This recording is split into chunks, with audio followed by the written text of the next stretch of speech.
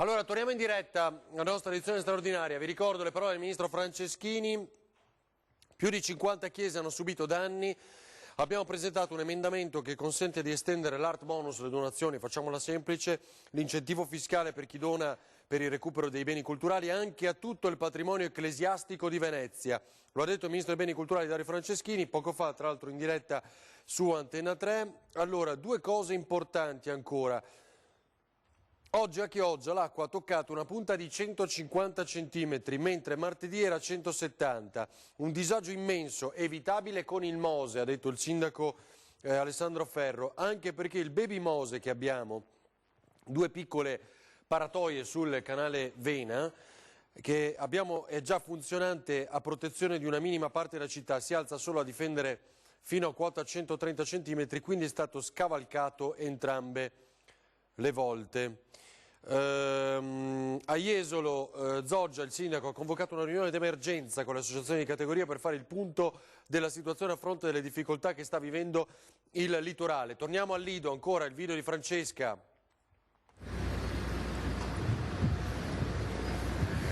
Questa è la situazione al Lido di Venezia.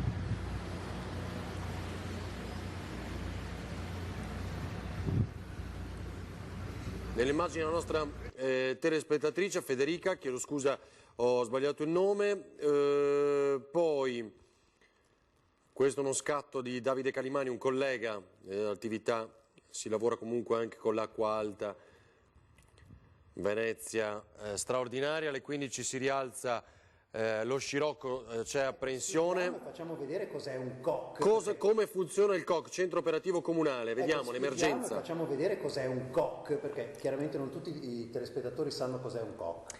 Allora, il COC è un centro operativo comunale che viene attivato in casi particolari. Eccoci. Prego. E, in questo centro viene monitorata la situazione. E in questo caso abbiamo un'allerta che è stato inviato dalla Regione a tutti i comuni. In alcuni comuni ci sono dei problemi legati alle precipitazioni delle prossime ore che possono eventualmente creare dei problemi nei territori. Quindi questi centri servono per tenere monitorata la situazione e per intervenire prontamente in caso di necessità.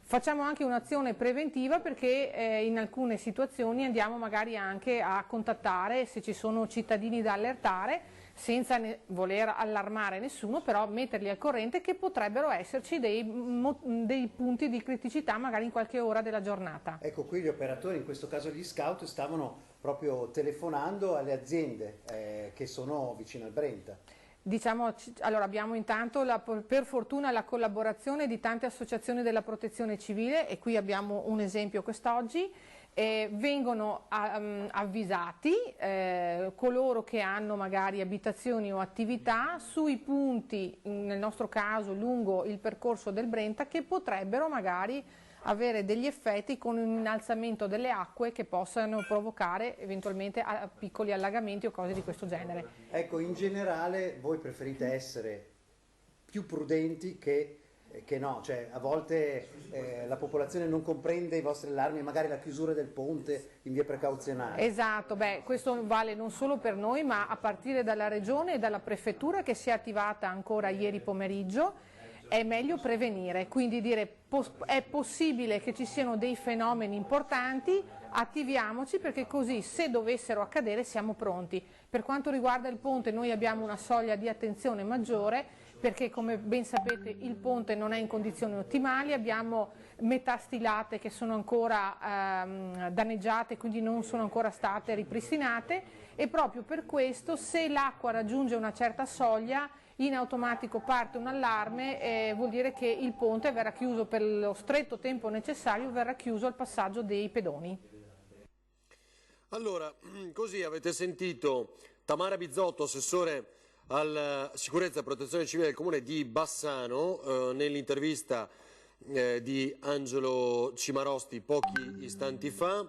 Allora, avevo trovato, scusate, eccolo qui, Roberto Vio ci manda un altro video da Burano scrivendo siamo disperati, questo è un altro video da Burano e poi ci aggiunge questa battuta sua, siamo disperati, guardate la situazione di Burano.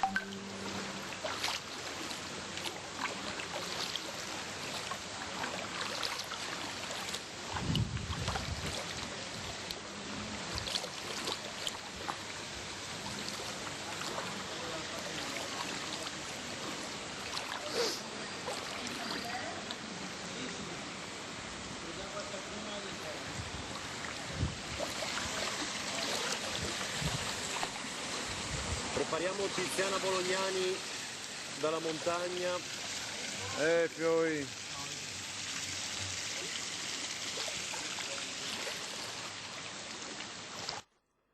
Fioi, duri i banchi, dicono adesso in questi giorni a Venezia. Allora, al momento risultano blackout, prepariamo Tiziana Bolognani, Andrea e Roberto, blackout a Macchia di Leopardi in alcune zone della provincia. Terna ci fa sapere che ha predisposto 50 tecnici operativi, inoltre è stato rinforzato il turno di reperibilità, Enel ha predisposto 60 tecnici reperibili, dislocato 4 bilici di gruppi elettrogeni sul territorio per un totale di 50 generatori. Questo ci fa tornare alla memoria un anno fa quello che è successo con Vaia, l'esigenza di installare ovunque generatori di energia elettrica. Allora, Elisa ci scrive: San Luca, una delle zone più colpite di Venezia. Guardiamo anche questo video ancora dal computer. Ti chiedo, Andrea, sono pochissimi. Andando a casa ci hanno detto di lasciare com'era ormai il negozio. I manichini distesi, completamente vestiti in acqua. Sì, stiamo andando a casa, hanno detto di lasciare com'era ormai il negozio, cioè abbiamo alzato tutto il negozio e ci hanno detto che ormai potevamo andare, cioè. Sì. Così il negozio, i manichini distesi, ancora vestiti, ci scrive Elisa, evidentemente una delle lavoratrici di questo negozio. Montagna, Andrea, è pronto? Possiamo andare con Tiziana Bolognani? Un attimo, allora, qualche istante vedremo anche questo, vediamo gli amici di Local Team ancora in diretta da Piazza San Marco. Invece questa è ancora la condizione al momento, nell'attesa di capire se con Cristian e Cristian Arboit e Paola Barbato potremo avvicinare il governatore Luca Zaia appunto al Palazzo Balbi, tornato nella sede della giunta della guida della regione. Vediamo Tiziana Bolognani dalla montagna. Allora, si è conclusa in questo momento la riunione in prefettura. Massimo Bortoluzzi, consigliere provinciale delegato per la protezione civile, qual è la situazione? No, la situazione adesso è sotto controllo, danno dei dati per i quantitativi di pioggia che sono confermati rispetto a quelli di ieri, e la quota neve si è un po' alzata e quindi il problema non sarà tanto oggi, da quello che diceva anche ARPA, anche se dobbiamo tenere tutto sotto controllo, il problema sarà più che altro domenica, perché i modelli di calcolo ancora non danno un dato certo, quindi dobbiamo attendere ancora qualche ora per capire la modellazione corretta per le previsioni del tempo per la domenica, perché là parlano di possibile innalzamento di quota neve oltre i 2000 oppure tenerla più bassa, però è un'incognita, quindi dobbiamo attendere queste previsioni. Queste le preoccupazioni principali per i corsi d'acqua, non solo quelli principali ma anche quelli secondari? Sì, soprattutto quelli secondari, perché i corsi principali l'allerta è gialla e arancione in certi posti, i secondari invece abbiamo il rischio idraulico, idrogeologico rosso, quindi il problema è lì. Per il momento non si rivelano criticità, a parte a Gosaldo che adesso hanno un torrente che è al limite. Ho appena sentito il sindaco, ha detto che adesso va a vedere perché i carabinieri avevano appena mandato la foto della situazione perché sta monitorando il territorio. Adesso vediamo, sono in stretto contatto con il sindaco e vediamo se ci sono problemi di attivare qualcosa. Grazie. Ci muoviamo un attimo e andiamo a vedere se riusciamo a incontrare il prefetto di Belluno. Chiedo a Francesco di raggiungermi. Signor prefetto, siamo in diretta, siamo in diretta e allora sì, la riunione si è conclusa in questo momento, probabilmente ce ne sarà un'altra nel pomeriggio. La situazione sembra essere rientrata sotto il profilo dell'allarme, ma la preoccupazione resta forte? Allora, intanto noi abbiamo fatto un primo incontro di centro coordinamento soccorsi, ma abbiamo istituito il presidio permanente della sala operativa di protezione civile, che quindi opererà permanentemente. In prefettura, signor Prefetto? Sì, in prefettura. Poi valutiamo quale sarà lo sviluppo in giornata per un ulteriore punto della situazione da fare nel pomeriggio. Per quanto riguarda quello che ci viene segnalato dal territorio, al momento non ci sono situazioni di particolare criticità, c'è qualche problema su un torrente a Gosaldo e uno smottamento sulla provinciale, ma comunque cose contenute che non creano grande grado di preoccupazione. Naturalmente però lo scenario previsionale, ancorché attenuato per quello che riguarda oggi e con una pausa già prevista dei fenomeni nella giornata di domani, però continua ad essere di grande attenzione e soprattutto per la giornata di domenica dobbiamo vedere quale sarà lo sviluppo dei modelli previsionali per capire che tipo di fenomeni ci dobbiamo attendere sul territorio e che tipo di misure bisogna intraprendere. Tutta quella che era l'attesa rispetto ai venti molto forti è dimezzata sostanzialmente, quindi questa era la cosa che più ci preoccupava ovviamente. Invece per fortuna si è dimezzato perché si sono mosse in modo diverso dalle previsioni, diciamo, i fronti di aria fredda, quindi questo sostanzialmente si è attenuato.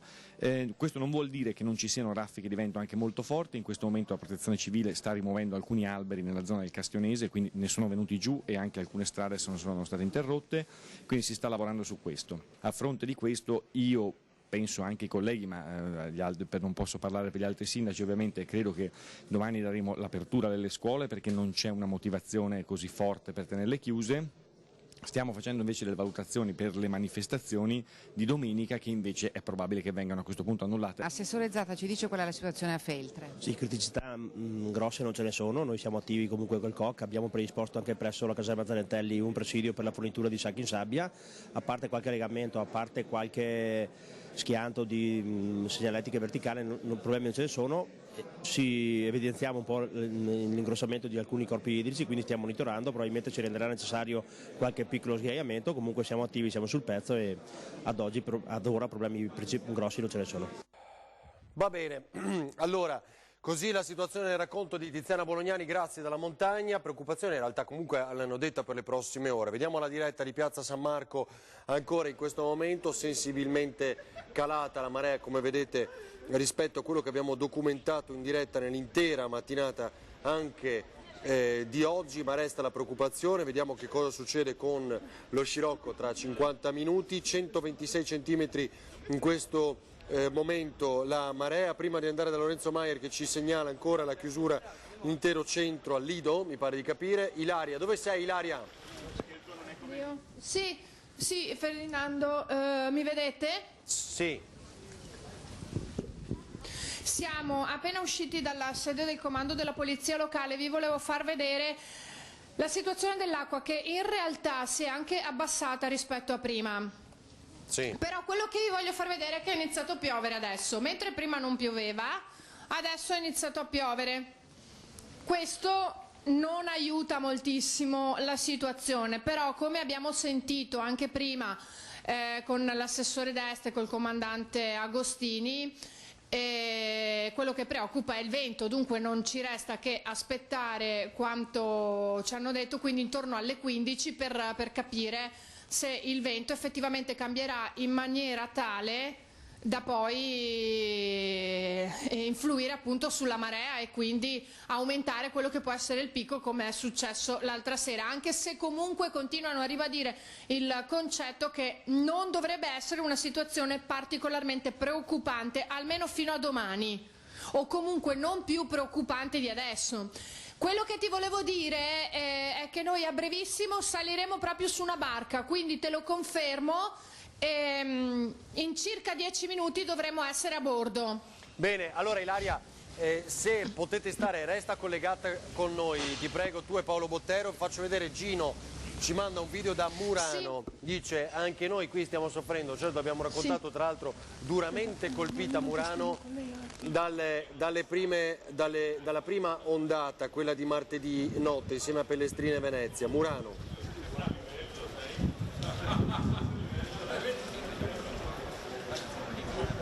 Nel video di Gino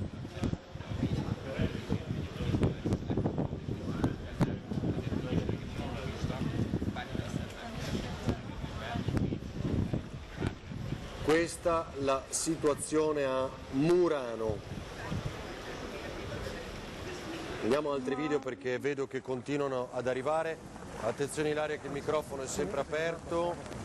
Questo l'abbiamo visto. Sì. Quest'altro Siamo qui, stiamo video. cercando di uscire dall'acqua alta. Mentre io faccio vedere ancora Murano, sempre nel video di Gino. Questi sono gli orti evidentemente di alcune abitazioni completamente allagati.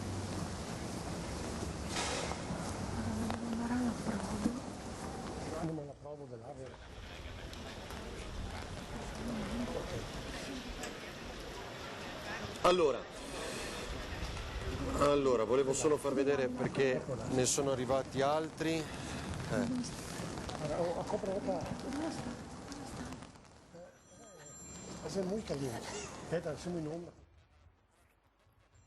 Non riesco a rispondere, sta chiamando il presidente. Nicola, prova a chiamare il governatore perché vedo mi sta chiamando al telefono ma non riesco a rispondere, ormai è in tilt. Sospendiamo e chiamiamo il presidente perché mi sta telefonando, purtroppo io non riesco a rispondere, ormai il telefono è in tilt anche per i tanti video che stiamo ricevendo. Nicola, prova subito, visto che adesso era libero, magari almeno facciamo al telefono nell'attesa che Christian Arboit lo possa raggiungere. Allora Elisa che ci sta seguendo, non so se ha mandato un altro video, eccolo qua, del negozio devastato dall'acqua alta di cui vi abbiamo mostrato prima le immagini. Mamma mia, guarda paratia, cioè guarda il coso, no? È scaduto tutto. Mamma mia. Guarda le magliette comunque. Le scarpe di manichini. Se sale di 3 centimetri sono tutte. Mamma mia. Guarda le giacche, Mary. Guarda le giacche. Cioè è sul bordo. Cioè si gli va sotto la giacca per 1 millimetro. Allora abbiamo Luca Zai al telefono, buongiorno Presidente. Buongiorno a tutti. Grazie per essere con noi in diretta, aiutarci ad aggiornare in questo momento complicato. Siamo ancora qui, adesso mi sembra che la preoccupazione, mentre ricomincia a piovere, ci ha detto Ilaria Marchiori poco fa, sia quella tra 50 minuti dello scirocco che potrebbe alzarsi di nuovo, no? Sì, questa è una delle preoccupazioni. Diciamo che noi l'allerta meteo la teniamo aperta fino ai prossimi giorni. Consideri che nel frattempo in montagna nevica tanto, tant'è vero che Arabba rischia di isolarsi, per cui ci saranno problemi di pulizia delle strade, eccetera. Però la neve in montagna, adesso lo dico con il rispetto per tutti, è la neve che ci aspettiamo, tant'è vero che si preannuncia una bella stagione invernale. E dall'altro però bisogna che faccia freddo, perché se non viene freddo la neve si scioglie, viene a valle, il mare non riceve, perché se non c'è freddo vuol dire che c'è scirocco, quindi porta il vento caldo, temperature miti, quindi non ricevendo si alza nel mare e quando va anche a finire male, se dovesse piovere tanto, si ingrossano i fiumi e abbiamo le alluvioni, quello che è accaduto nel 2010. Adesso, questo è lo scenario peggiore e più tragico, ma siccome noi siamo positivi, speriamo che questa partita si chiuda velocemente. Presidente, quindi la preoccupazione è ancora per le prossime ore, no? Cioè non è finita l'emergenza come diceva lei, resta aperta perché rischia di essere un weekend di grande preoccupazione. Ma sì, prudentemente pensiamo e speriamo che ci sia un giro di boa domenica e quindi si finisce lì. Spero così, ma non glielo so dire, insomma abbiamo modelli e algoritmi americani e di altre nazionalità, non me le faccio dire perché non le so tutte, quindi si incrociano anche algoritmi diversi e onestamente non è che danno tutti la stessa direzione, per cui è prudente dire che che le maree le conosciamo, che conosciamo il giro delle nubi, che abbiamo il satellite, che abbiamo un sacco di robe e poi c'è sempre il fattore K che a volte aiuta, a volte no. Abbiamo sentito poco fa in diretta dal Ministro Franceschini che da questo pomeriggio ci sarà il numero di SMS solidale per tutto il Paese, che è quello che le avevamo chiesto infatti l'altra sera, quindi grazie Presidente, perché credo che sia una delle cose più importanti per questa terra, per il veneziano in particolar modo colpito. Sa dirci qualcosa di più su questo? Ma guardi, posso solo dirvi che parte la macchina consueta, no? Io ho aperto come Presidente della Regione l'unità di crisi, poi ho decretato lo stato d'emergenza, poi ho chiesto al Governo con una seconda lettera di riconoscere lo stato di calamità e quindi tutti i poteri speciali eccetera. Io ho proposto al Presidente del Consiglio, lo posso dire, lo dico ufficialmente a voi, quindi do questa esclusiva, diciamolo così, ho chiesto che si provveda, siccome serve il mio parere, che si provveda in via diciamo del tutto eccezionale di nominare commissario il sindaco di Venezia. Sì. Perché penso che in città ci deve essere il sindaco, come si può dire, per legge lo dovrei fare io lo faccio volentieri, sono commissario dell'alluvione del 2010, commissario del terremoto, commissario di Vaia, però è pur vero che in una città così complessa serve uno che sia lì tutto il giorno, che conosca la città, e penso che non si debbano essere neanche alibi, no? Perché poi quando cominci a avere due figure mi metto anche nei panni del cittadino, perché finché si tratta di coprire territori dove ci sono tante amministrazioni è una cosa, ma qui c'è un'amministrazione, il cittadino quando va a suonare la campanella del municipio dice io voglio risposte, non è che non può che passare da rimbalzi tra un commissario e un sindaco, tra il sindaco e il commissario. Perché penso che onestamente la nomina del sindaco di Venezia debba essere assolutamente completata e debba andare in questa direzione. Questa è la mia posizione che ho esternato e ho già garantito che se faranno così io do il parere positivo. Perfetto, questo è un passaggio importantissimo perché lei infatti l'aveva anticipato, su sua idea, spunto, questo potrebbe essere lo scenario. Senta Presidente... questa è autonomia, no? È federalismo. Certo. Per il resto ovviamente dei territori continuerò io a fare il commissario perché la legge dice che deve essere Presidente della Regione, quindi tutte le altre magagne, dal litorale, da Chioggia piuttosto che Scardovario o quant'altro, sarà il commissario sempre della Regione. Porto Tolle, abbiamo visto i casoni, no? È un macello anche lì. Sì. Qual è il suo appello? Perché chiaramente da più di 48 ore tutto il mondo ha visto cosa sta succedendo a Venezia, che è un patrimonio del mondo, che e sta vivendo un danno enorme, parole del Ministro Franceschini. Questo è importante allo stesso tempo, che sia percepito. Qual è il suo appello al mondo, all'Italia, per questo territorio, per questo patrimonio? Per noi è patrimonio dell'umanità e il danno è diretto perché l'acqua entra fa danni, poi c'è quello indiretto della salsedine che resta dentro nelle case, negli edifici, nei monumenti e dappertutto. C'è bisogno dello sforzo, dell'aiuto di tutti, il governo ha garantito che metterà risorse, quindi aspetteremo di vedere quale sarà il decreto e il decreto di nomina, le dotazioni finanziarie per tutta la partita di questi tragici fatti.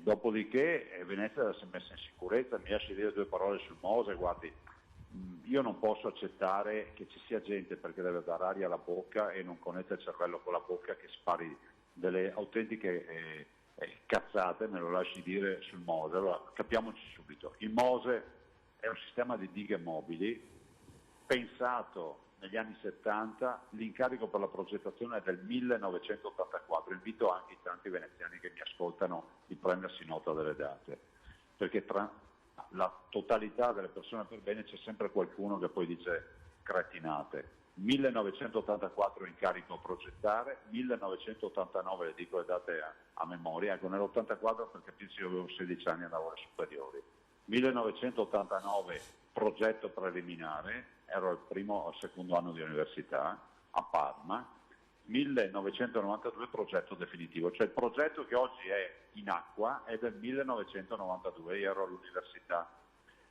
Detto questo, perché vi dico questo? Perché prima non si conoscono le date, si capisce dai discorsi che sento in giro. Due, è bene ricordare che questo non è un cantiere della regione o del comune, ma è statale. È un cantiere dello Stato, sottolineo dello Stato. Quindi lo Stato finanzia, ha finanziato, sono quasi 6 miliardi di euro, controlla, dirige, fa, briga, predispone, dispone, eccetera. Qual è il ruolo della regione e del comune? Non abbiamo nessun ruolo su questa partita. Cioè, possono chiedere alcune dei pareri o delle autorizzazioni, ma sono ruoli limitati rispetto a quello che è un cantiere di altri. E quindi quanto vale questo cantiere? Guardi, quando sono arrivato io nel 2010, anche qui, tu eri nel 2010, ma guardate, dovete connettere il cervello prima di parlare. Nel 2010 il MOSE era totalmente progettato e deciso e deliberato, quindi non c'era nessuna variante da fare, e nel 2010, quando sono arrivato in regione, era già realizzato per l'85% dei lavori. Oggi è al 93%, per cui non c'era niente da decidere già nel 2010, perché ricordo che questo cantiere parte nel 2003. Quindi dal 2003 al 2010 già hanno realizzato l'85% dei lavori. Detto questo, cosa manca oggi? Sto 7% che cos'è? Mancano tutte le pompe e i sistemi di sollevamento delle paratie. Funzionerà? Non glielo so dire, anche perché le uniche prove che sono state fatte non sono da un'altra parte in giro per il mondo, ma sono in laboratorio, perché non esistono modelli come quello del MOSE. 2. Certo. Se funzionerà metterà in sicurezza Venezia, tranne Piazza San Marco. Anche questo spero che qualcuno se le ricordi queste frasi. Se non funzionerà sarà una tragedia. Resta il fatto che secondo me è già una tragedia pensare che per farlo funzionare costerà 80-100 milioni di euro all'anno. E chi li gestisce? Certo, chi li mette? Lei capisce, ma questa è un'opera dello Stato, adesso lo staremo a vedere. Lei capisce che se ogni anno uno deve metterli 100 milioni, qualcuno potrebbe anche ipotizzare che se mettessimo 100 milioni di opere a Venezia tutti gli anni a salvaguardia dell'acqua alta, forse ogni 10 anni sono 1 miliardo di euro, non è poca roba. Presidente, a proposito, non è facile, anche perché come ha detto lei resta il sale e quindi i danni li vedremo poi nelle settimane e addirittura negli anni a venire. Posto che queste acque alte eccezionali si verificano con una maggiore frequenza adesso, ma la stima di 1 miliardo non è tanto sbagliata di questi danni, mi sembra di capire. Ma guardi, questo non glielo posso dire, io le dico per esperienza, guardi, io so una dimensione, Vaia, sono quasi 2 miliardi di euro di danni calcolati, abbiamo in promessa, in cassa di competenza 1 miliardo di euro, abbiamo già investito 467 milioni per 1746 cantieri. Penso che a Venezia ne abbia molti di più, non glielo so dire in questo modo, in questo momento, certo. E lo dovrà dire il commissario nominato che ha l'obbligo per legge di fare la conta dei danni e quindi di cominciare a fare la contabilità. Certo. Senta Presidente, volevo infatti arrivare anch'io al MOSE, ma adesso giro la domanda in maniera diversa. Cosa l'ha fatta arrabbiare in queste ore? Perché lo so, io l'ho visto, l'abbiamo sentita intervenire più volte, i Lazzaroni... Posso dire, mi fa anche arrabbiare che qualche cittadino, siccome vive nell'ottica dell'alibi perenne, che è sempre colpa del vicino di casa, si sia addirittura, cominci anche a tirare dentro comune, regione su questa partita, dove non c'entra niente. Guardi, vogliamo parlare dell'inchiesta del MOSE, 4 giugno 2014. Prima quell'inchiesta si basava su fatti accaduti prima del mio arrivo in regione, lo dice l'inchiesta. Ma non serve aver letto l'inchiesta, basterebbe aver letto i giornali e non fermarsi di 2 giorni. Secondo, in quell'inchiesta viene fuori le intercettazioni che dicono Zaia è un guastafeste perché è un rompiscatole, sì. È un rompiscatole. Terzo, lo hanno detto anche i magistrati, lo hanno detto proprio formalmente, guardate Zaia, lasciate perdere. Allora io dico, ma se tu vai in cerca dell'alibi vuol dire che noi non siamo più comunità. Se hai l'acqua in casa io ti capisco, ma non sto generalizzando, dico perché a volte magari si lamenta anche chi non ha l'acqua in casa. Se hai una tragedia sono qui per darti una mano, per capire, però è pur vero che bisogna sulla base. Intanto stiamo vedendo le immagini in diretta di Ilaria Marchiori e Paolo Botero sulla barca a Venezia ancora. Presidente, l'ultima cosa che le chiedo, l'emergenza, se la vogliamo definire così, ce ne sono tante purtroppo in queste ore, dov'è? Ancora Pellestrina? Ma Pellestrina, guardate, parlate di Pellestrina, parlate di Chioggia, parlate della Sacca di Scartovari, parlate del Polesine, parlate anche di Caolo e di Jesolo, delle nostre spiagge, di Concordia Sagittaria, della neve in montagna, insomma è giusto che si parli un po' di tutto, questo mi sembra il minimo. E Venezia ovviamente è l'epicentro, anche perché l'ondata di marea in una città da 80.000 persone ha un impatto che è diverso che su Pellestrina dove ci sono 4.000 persone, ma vorrei ricordare che a Pellestrina quelle povere persone, quelle 4.000 persone sono state senza corrente, sono state allagate per ore, perché non è una marea che se n'è andata. Purtroppo il muretto di difesa ha fatto l'effetto catino, quindi l'acqua è rimasta per 1 metro dentro a tutta l'isola, perché l'acqua ha scavalcato il muretto di protezione e poi non è più stata ripompata fuori dalle pompe perché le pompe non funzionavano. Sì. Allora Presidente, intanto la ringrazio. Una dimensione. Ieri qualcuno, un vigile, ha detto a un cittadino di Pellestrina: fai foto e documenta tutto. E sto cittadino, pensi, un 80enne, ha detto: ma che foto vuoi tu che fai? Per fare foto che vuoi il telefonino e per usare il telefonino che vuoi la corrente. Qua siamo senza corrente da un giorno. Esatto. Capito quali sono i problemi? Esattamente, e questo è bene ricordarlo, perché cosa vuol dire stare col freddo, con l'acqua in casa, senza nulla, riscaldamento, luce. Presidente, intanto la volevamo ringraziare davvero per il tempo che ci ha voluto dedicare per raccontare anche alcune notizie.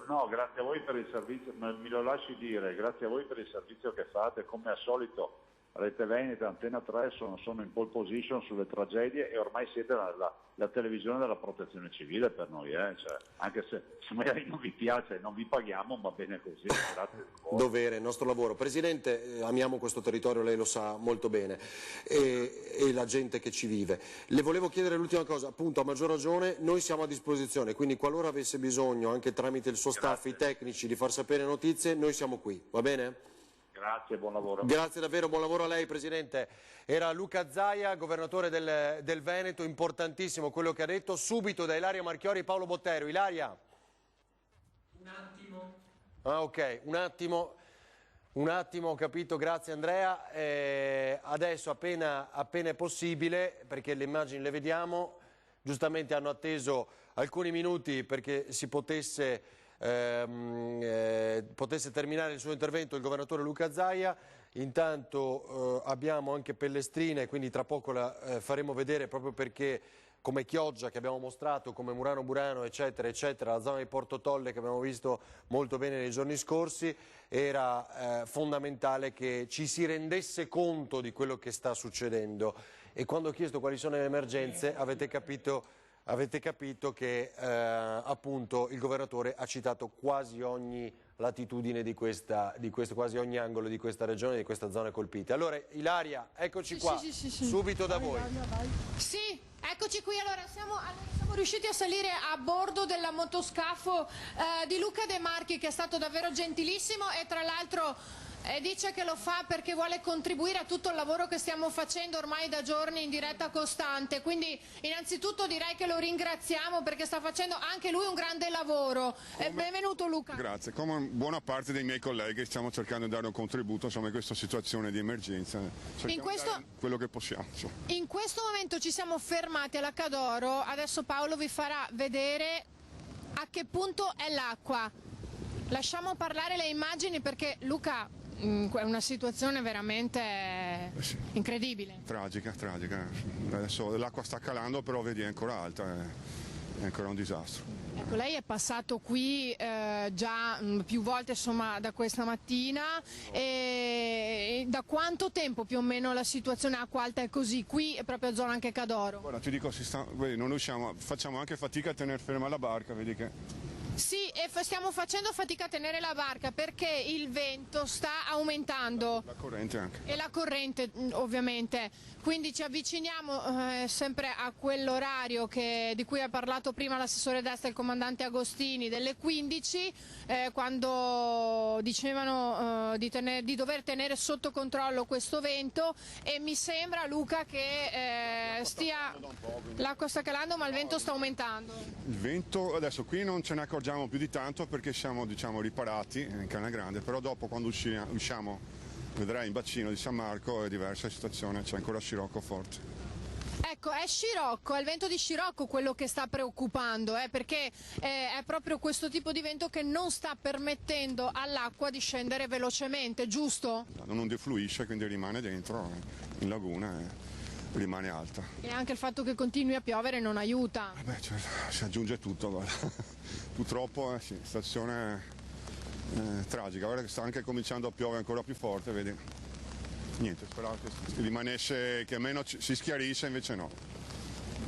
Mentre il nostro tour continua, noi mano a mano vi facciamo vedere i punti che sono maggiormente toccati. Adesso siamo in zona Rialto. Solitamente questa zona, Luca, com'è?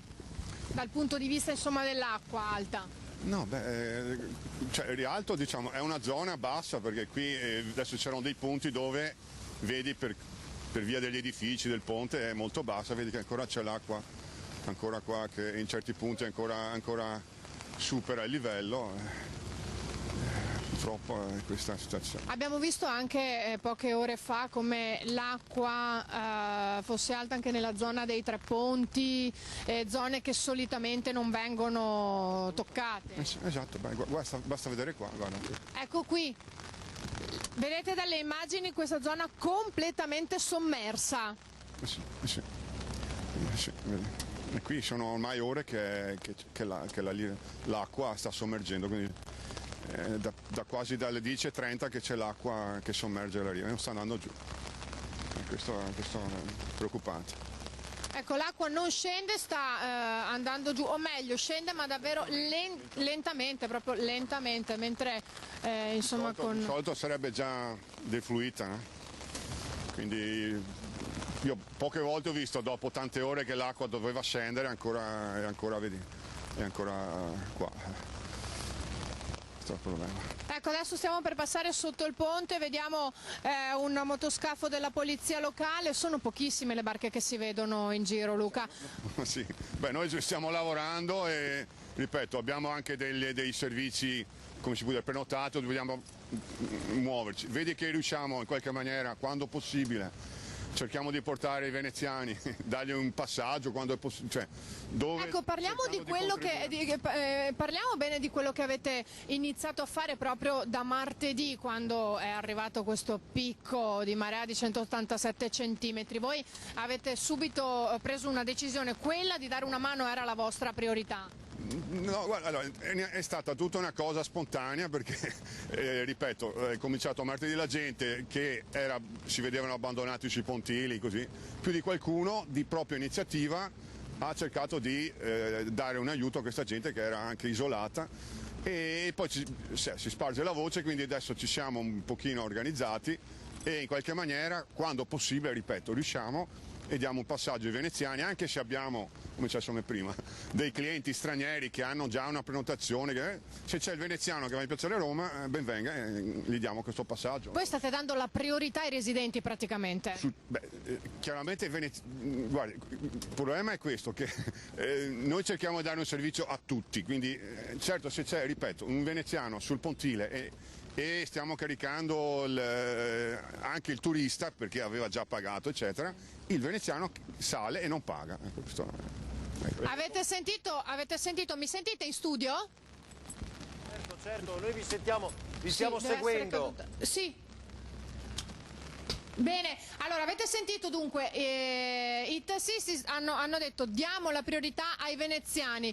Questo è importantissimo perché tante volte i tassisti sono stati al centro di polemiche, lo sappiamo, per tantissimi motivi, per i costi, per quant'altro, insomma, e invece adesso sono qui a dire stiamo dando la priorità ai veneziani, salgono gratuitamente. È un grande gesto, uno dei tanti gesti di solidarietà che stiamo vedendo in questi giorni. Sì, ti ripeto, è nato come una cosa spontanea, adesso siamo sempre di più, ovviamente non possiamo obbligare tutti, però c'è una buona parte di colleghi che hanno messo anche a disposizione il numero del centralino e insomma si fa quello che si può in base alla nostra disponibilità, ripeto, anche perché ci sono anche servizi che dobbiamo coprire, servizi prenotati, quindi cerchiamo di fare quello che si può e ripeto, se c'è il veneziano che ha bisogno di spostarsi da un punto all'altro, ben venga e non paga nulla, assolutamente. Intanto qui stiamo andando avanti, siamo diretti a Piazza San Marco, siamo in zona San Silvestro.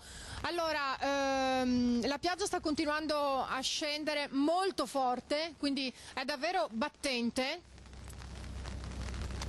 E dobbiamo andare anche piano perché ovviamente tra l'altro dobbiamo rispettare anche i famosissimi limiti di velocità, altrimenti scattano multe e non sono neanche le prime perché insomma c'è anche questa polemica in corso. È stata data qualche multa? Sì. No, allora, martedì... Lei è un po' arrabbiato, insomma, un pochino. No, allora, è chiaro rispettare i limiti, però ci sono dei divieti che, per esempio, come martedì, con la tempesta in atto, noi cercavamo di collegare il servizio per l'aeroporto.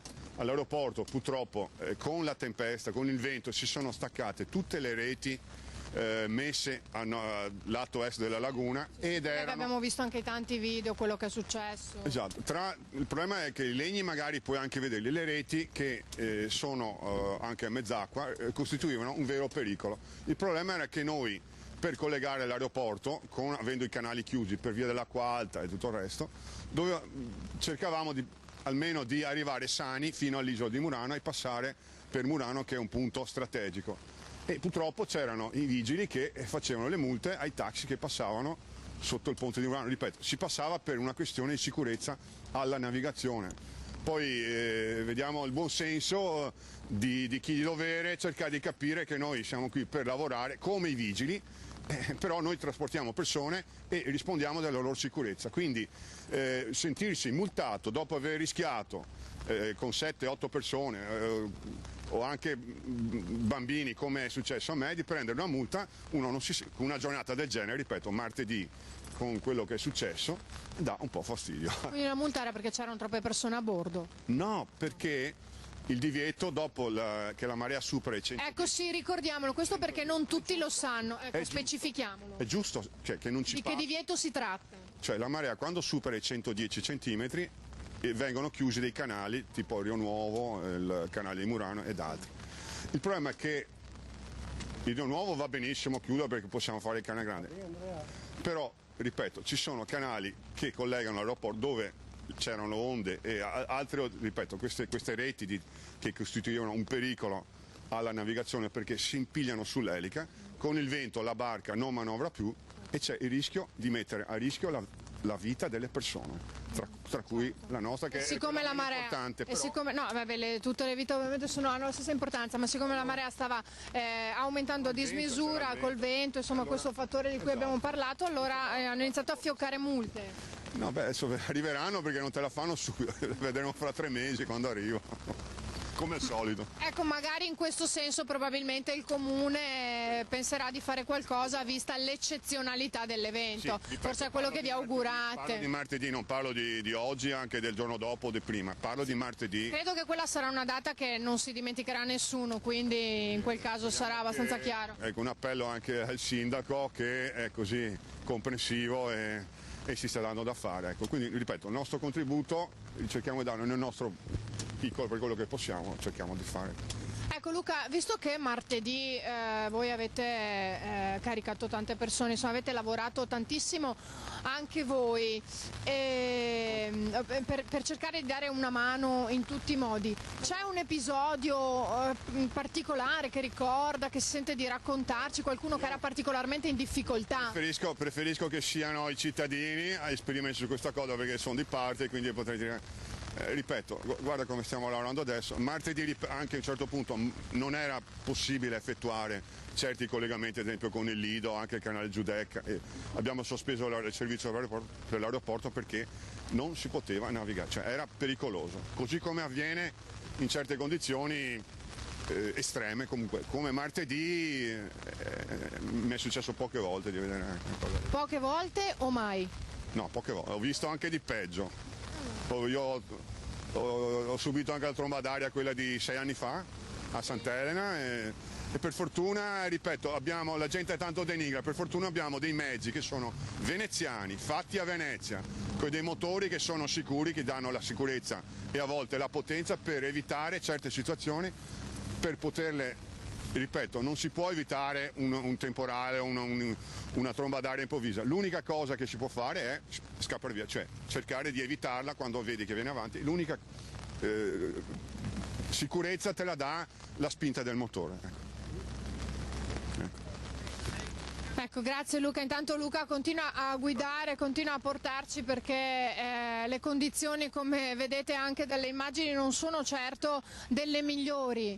L'acqua alta c'è, continua ad esserci, scende troppo lentamente e sta piovendo fortissimo, sta davvero piovendo a dirotto. Forse Luca, mi verrebbe da dire, il vento non è così elevato ancora, secondo lei, che insomma è anche esperto in navigazione? Beh, sì, no, cioè, ripeto, io ho visto venti molto più forti, è che il problema con l'acqua alta, anche questo vento crea grossi problemi. Ripeto, se non ci fosse l'acqua alta è un vento normalissimo per noi, non crea nessun problema. ripeto, in questa situazione di acqua alta invece crea un problema. Questo. Intanto noi stiamo per passare sotto il ponte dell'Accademia, eccolo qui, come lo sta inquadrando gentilmente Paolo, per dirigerci, scusate, in zona San Marco, come dicevamo che è il nostro, insomma, obiettivo. Sì, adesso andiamo a San Marco, vediamo com'è la situazione, ma basta vedere già da qua. Anche, ripeto, l'acqua è calata anche parecchio, però era talmente alta che ci sono ancora grossi problemi, un po' dappertutto ancora.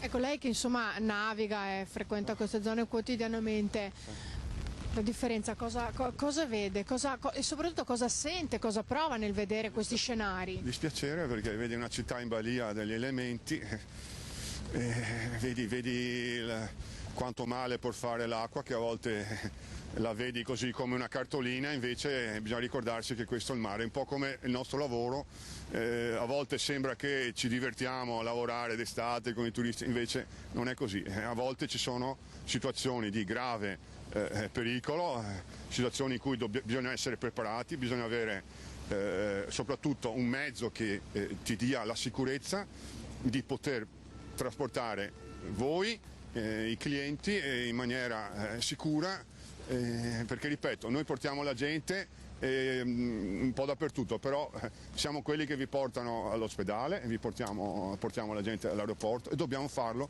in maniera sicura. Nessuno sale su un aereo, penso, o su un autobus, su un treno, se non pensi che sia sicuro. Ecco, quindi... Certo, tra l'altro lei prima di venire qui e farci la cortesia di caricarci, insomma, a bordo per questo tour. Tutta la categoria. Certo, infatti ringraziamo tutta la categoria perché il signor Luca è, diciamo, il rappresentante, no, un po' di tutta la categoria che ci ha fatto. Sì, beh, certo, è anche modesto, ma in realtà ci stanno aiutando anche per poter documentare, no, qual è la situazione in mezzo proprio, insomma, ai canali e non solo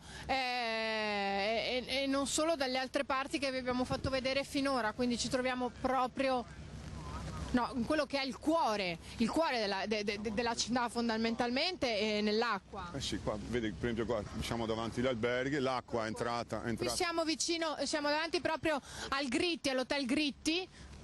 Vedete tutte le sedie lì ancora fuori da martedì sera, perché il Gritti è stato uno degli hotel maggiormente colpiti, è entrata tantissima acqua, le vedete sicuramente, grazie a Paolo che ve le sta inquadrando, è ancora tutto fuori, insomma ci vorrà tantissimo tempo anche per questi elegantissimi e bellissimi hotel. Qui stiamo passando di fronte al Consiglio regionale, a Palazzo Ferrofini, qui l'ingresso, vedete anche che ci sono i motoscafi del Consiglio regionale e che, come abbiamo visto dai tanti video che sono stati diffusi e anche dalle testimonianze di molti consiglieri, martedì sera si è completamente allagato, tanto che non è più stato poi possibile nei giorni seguenti entrare. E abbiamo appena visto entrare proprio un agente della polizia locale, se non mi sbaglio, sì, dovrebbe essere un agente della polizia locale, perché mi hanno detto che stanno facendo sopralluoghi, stanno analizzando, esaminando,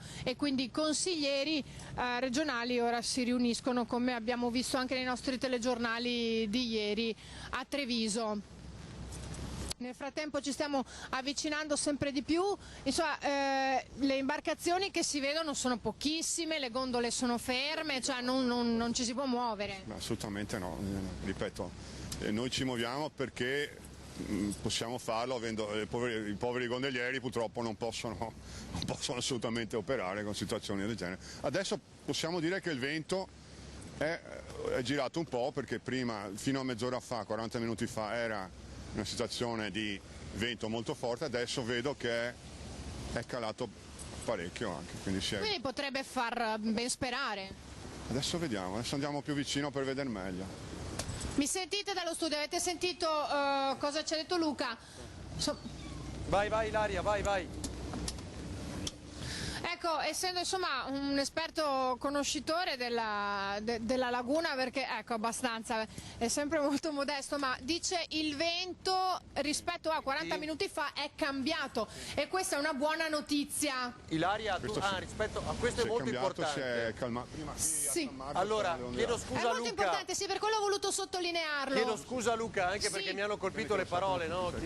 Un bravo marinaio torna con un attimo che gli passo un auricolare. Sì, che le parole di Brugnaro, che un bravo marinaio torna con qualsiasi mare, il vero marinaio in quel mare non c'è, e giustamente Luca da vero marinaio conosce bene, sa cosa sta vivendo, cosa si sta vivendo. Io non so Luca se lei fosse mai così gentile da accompagnarci, non so, addirittura fino a Pellestrina, però questo ovviamente non voglio... Pellestrina no, non è sicuro, non è sicuro. Io vi porto al Lido, andiamo a vedere il sicuro. Pellestrina penso non sia ancora sicuro con un mezzo del genere, anche perché, per esempio, ecco, con Ilaria vediamo, vedi cosa succede, che ci sono relitti sommersi, lo vedi? Ecco. Questi perché questo è uno dei problemi principali. Cioè? Esatto, qui è pericoloso. Ci sono dei detriti semisommersi che colpiscono l'elica e addirittura se sono reti, nylon, corde eccetera, ci bloccano il motore e non è questa una situazione che possiamo metterci a rischio, anche se vorrei contribuire ancora di più. Adesso ne proviamo ad andare al Lido a vedere com'è la situazione qua in canale, però ripeto, penso che sia ancora proibitivo con questo mezzo, ripeto, andare fino a Pellestrina. Sta facendo un lavoro straordinario, davvero, grazie a nome di tutta la media nord-est e dei telespettatori. Ma no, grazie. Poi a il conto voi del e a gasolio tutti i Ilaria, vostri telespettatori. A Ilaria che è bravissima, sta prendendo la pioggia, il camera, e anche un saluto al sindaco che penso che in questa situazione così tragica riuscirà in qualche maniera, spero almeno a fare venire questi fondi che servono assolutamente, perché una situazione del genere non si può ripetere, cioè ripetere ancora a 187 centimetri sarebbe devastante. Però ci ha detto una cosa che ci ha colpito veramente. Grazie davvero Luca. La parola a Ilaria. Allora Ilaria, tu continua a raccontare quello che ci ha colpito, che ci avete detto poco fa inquadrando, è pieno di detriti, cioè in questo senso, cioè quello che è successo, che dopo aver inondato le case, le abitazioni, gli esercizi commerciali, tutto questo materiale è finito in acqua, ovviamente l'abbiamo visto molto bene anche dal reportage del direttore questa mattina.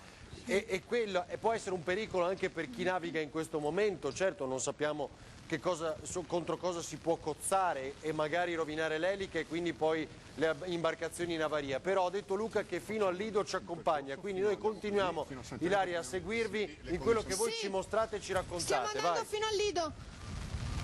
Allora vi voglio far vedere gentilmente, Paolo, scusa, voglio farvi vedere quello che si vede davanti. Allora, innanzitutto le onde si sentono, inizia a sentirsi, ok? Rispetto a 40 minuti fa, già prima è venuto proprio, c'erano onde alte, ripeto. Però vedete che i colori, mi basta farvi vedere anche i colori, no? Che si vedono, questa nebbia, questo grigio, questi colori e comunque il motoscafo, come vedete, si sta muovendo proprio in mezzo alle onde. Esatto, sono onde non prodotte da nessun mezzo meccanico, sono onde proprio dovute al vento che sta spingendo. Quindi non stiamo parlando di moto ondoso. No, moto ondoso non dovuto ai taxi, non dovuto a nessun mezzo, sono onde quelle devastanti che hanno creato tutti questi danni, hanno buttato giù muri, cornicioni, esatto. Anche perché qua l'acqua, c'è un certo tipo di fondale, quindi l'acqua è più profonda e qui l'onda ha più forza. Ecco, l'acqua qui è più profonda, avete sentito, quindi l'onda ha più forza. Vuoi che ci ripariamo un attimo? Vuoi stare in basso? Non sto così, se vuoi ripararti tu. Vuoi che ci ripariamo un attimo qua? Come? Andiamo sotto sempre. Io ho già parlato con lui 10 minuti, quindi fai tu l'intervista, perché io ci ho già parlato al telefono. In diretta? Siamo ancora in diretta? Sì, sicuramente.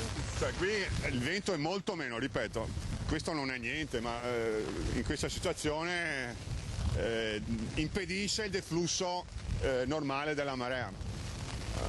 anche se non è fortissimo come prima, rimane sempre... Allora, stiamo andando proprio contro vento, contro la pioggia, che ci sta abbattendo anche su di noi oltre che sulla città. Si vede molto bene, sì. Vedrete, ecco sì, immagino perché Paolo fatica anche lui a tenere l'equilibrio. Non è... Dobbiamo tornare indietro, oppure ripararci se la testa. Eccolo, dobbiamo ripararci perché altrimenti il mezzo non va bene. Allora Ilaria, approfittiamo, mentre voi vi avvicinate al lido, sganciamo, andiamo con Cristian Arboit e Paola Barbato. Guardate quanta pioggia ancora in questi momenti, guardate. Guardate che roba. Allora riparatevi, fai riparare anche Paolo Bottero, riposatevi qualche minuto. Qui non so quanti messaggi abbiamo ricevuto di complimenti, non è la parte che ci interessa, grazie davvero per quello che dite di noi, ma anche e soprattutto per i nostri inviati, Ilaria, Paolo, Cristian e Paola, perché sono stati in mezzo all'acqua e sono ancora in mezzo all'acqua in questi momenti con il freddo, il vento, l'avete visto e capito molto bene, riusciamo a trasmettere nonostante tutto. C'è Cristian Arboit a Palazzo Balbi, abbiamo sentito poco fa il Presidente, lo ringraziamo, li ha attesi e quindi ora ci ricolleghiamo con il Governatore Luca Zaia che al Balbi ha atteso, dicevamo, l'arrivo di Cristian Arboit insieme a Paola Barbato, quindi appena possiamo ci colleghiamo con loro in modo da potervi riproporre un'intervista nuova ancora al Presidente, qua minuto dopo minuto cambiano anche le notizie, si aggiornano, qui ci dicono verifiche alle staffe dei tubi dell'aria per le vibrazioni furono causa dello stop dei sollevamenti a Manamocco, questo per quanto riguarda il Mose, potrebbero riguardare le staffe che reggono i tubi per l'aria compressa, le vibrazioni che hanno indotto a rinviare il test di sollevamento il 4 novembre per quanto concerne il Mose, ma sapete che il Consorzio Venezia Nuova ha fatto sapere come per il prossimo anno 2020 una volta ogni 45 giorni si solleverà il Mose. Andre, ce la facciamo o ci sono problemi per il collegamento? Solo per capire. A Lorenzo, che so che ci segue, dico da Pellestrina solo qualche istante, Lorenzo, che prima ci colleghiamo con il Governatore Luca Zaia e torniamo da Ilaria, ma anche perché Pellestrina, l'avete sentito, è un problema anche arrivarci, riescono a portarci Luca, gentilissimo, mette a disposizione il suo lavoro e i costi di questo lavoro perché per aiutarci a informare, a mostrare quello che accade a Venezia. Non può arrivare a Pellestrina, non è sicuro, al Lido però ci porta. Allora vediamo, Cristian? Mi senti? Lo vedo, io lo vedo insieme a Luca Zaia. Non so Cristian se mi senti, quando sei pronto vai pure. Sì. Vai pure. Sì. Siamo pronti Ferdinando. Vai. Eccoci. Siamo di nuovo con il governatore della Veneto Luca Zaia. Stamattina, grazie Presidente, questa mattina ci siamo incontrati per la prima volta, più o meno verso le 8:30, ci vuole fare un nuovo aggiornamento della situazione, cominciamo da questo. Questa mattina siamo andati a vedere appunto ancora danni purtroppo perché c'è una marea che non demorde. Abbiamo fatto queste due visite con il senatore Salvini e con il ministro Franceschini. È giusto che tutti gli esponenti di governo e del Parlamento vedano la situazione e fra l'altro siamo stati ancora a incontrare il Patriarca in entrambi i casi e quindi vedere la Basilica, la cripta. Danni sono tanti a tutta la città, alle case, alle abitazioni civili, alle attività commerciali in generale, gli alberghi che sono chiusi dove c'è stata, sono chiusi nella parte a terra, quindi tutta la parte soprattutto della ristorazione, dei bar, delle hall, e ci sono danni ingenti dati da danni diretti che sono dati dall'acqua che è entrata e danni indiretti dal fatto che la salsedine poi quando se ne va l'acqua resta. Per quanto riguarda i danni ce li abbiamo in Venezia città storica e ce li abbiamo anche nelle isole, penso Pellestrina che è stata letteralmente martoriata. Pellestrina è un'isola con 4.000 abitanti che ha avuto l'acqua per penso una ventina d'ore e quindi si era formato un vero e proprio lago all'interno di Pellestrina, senza luce, senza riscaldamento.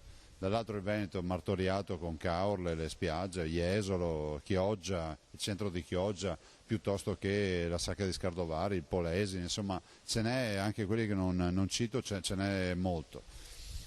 Penso che sia fondamentale che adesso si provveda subito, dopo la mia dichiarazione dello stato di emergenza, di provvedere assolutamente agli stanziamenti a livello nazionale per rifondere i danni, e questo dipende dal governo. Ecco, dipende dal governo. In questi 2 giorni il Premier Conte, vari ministri, vari esponenti politici, Berlusconi ieri, questa mattina Salvini, lei ha sentito più impegni o promesse? Ma guardi, i presupposti ci sono tutti per avere rifatta tutta Venezia, poi speriamo che ai presupposti si seguano anche gli stanziamenti reali, ma penso che davanti, glielo dico fra l'altro in qualità di commissario dell'alluvione 2010, di Vaia, della tempesta dei boschi, sono commissario anche lì, del terremoto che abbiamo avuto in una parte del Polesine e della provincia di Rovigo, dico guardate, questa è una tragedia che ha tutti i presupposti perché sia finanziata a livello nazionale e a livello europeo. Dopodiché bisognerà pensare alla messa in sicurezza della città e della laguna. Messa in sicurezza che passa necessariamente attraverso il Mose. Non siamo a buon punto. Che tempistiche le hanno dato i vari esponenti di governo? Ma guardi, mi lasci dire quello che sto dicendo ormai come un disco rotto in queste ore. Ci sono tante leggende metropolitane. Intanto il Mose non l'ha fatto la regione, non l'ho fatto io, non l'ha fatto il comune, non l'ha fatto Morugnaro, ma no, perché abbiamo trovato. Al punto tale che le dico che quando io sono diventato presidente nel 2010 il Mose era realizzato per oltre l'85% e già definito, progettato tutto. L'opera nasce idealmente nel 70, dopo il 66 cominciano a pensare a qualcosa per mettere in sicurezza Venezia.